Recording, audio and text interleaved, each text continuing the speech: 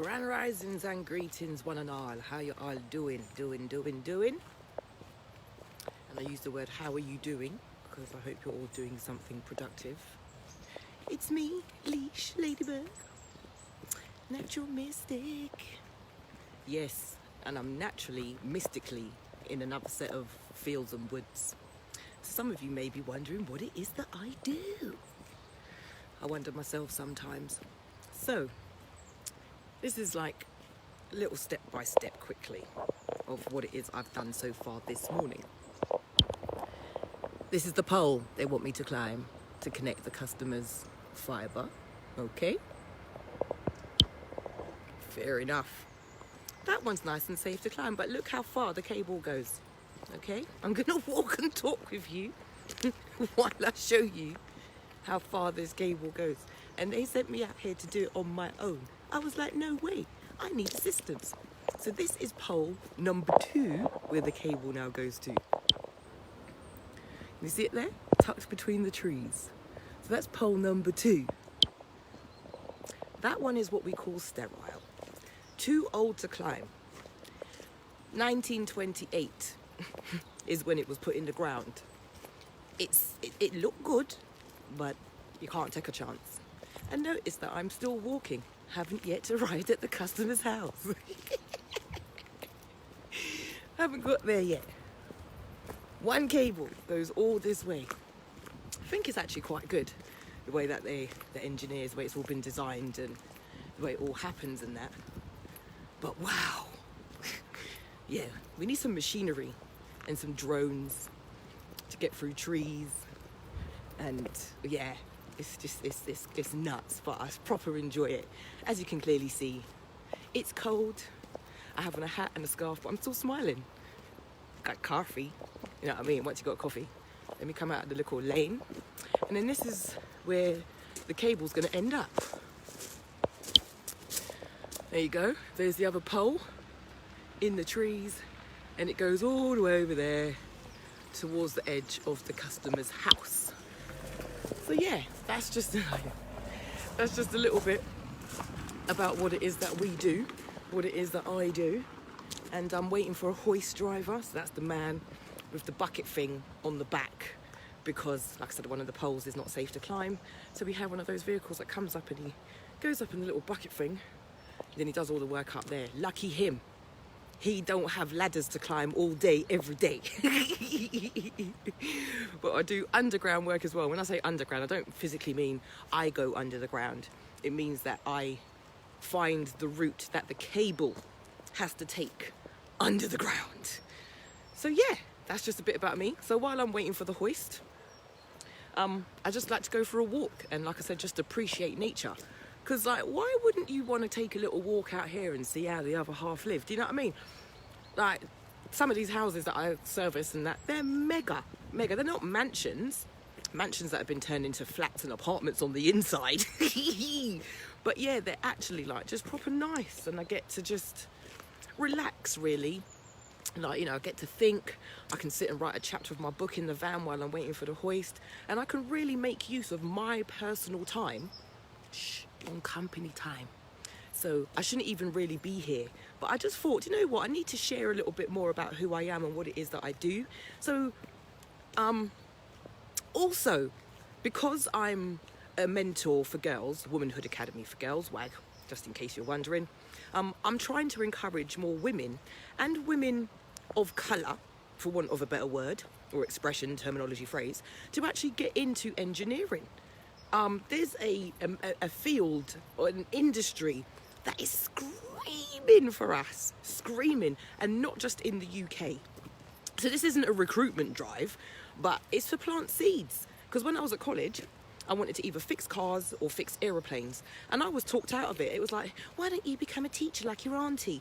Well, I tried that, and kind of not my thing.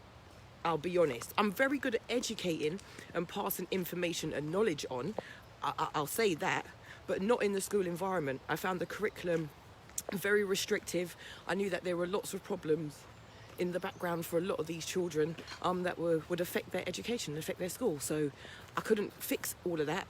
So I decided if I can't fix it all, then I don't want to be part of it. I know it sounds weird, you've got to be part of the problem to make the changes, but yeah, it was too emotionally draining for me. So here I am, in my 40s, 45 to be precise, embarking on a brand new career, climbing telegraph poles. Somebody help me. But I've got plans. Do you know what I mean? I know where this can take me.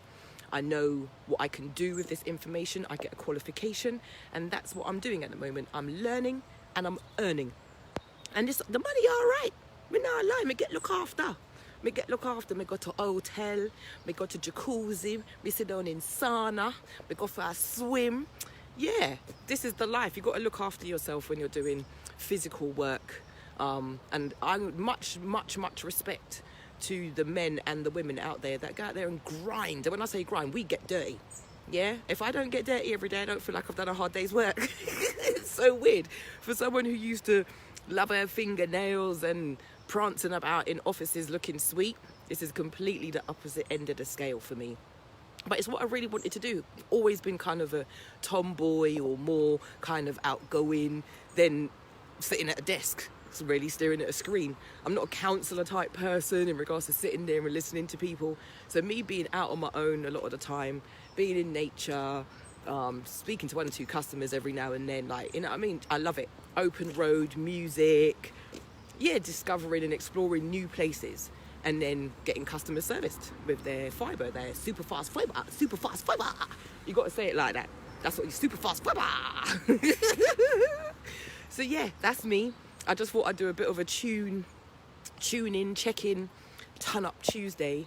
And my final words are, if you get a moment today and the weather is still mild, appreciate the nature and the daylight before the clocks change. Because we're all going to feel a little bit once that happens, until our body clocks adjust. So prepare for the clocks. Get a couple of extra hours in during the week where you can go to bed slightly earlier.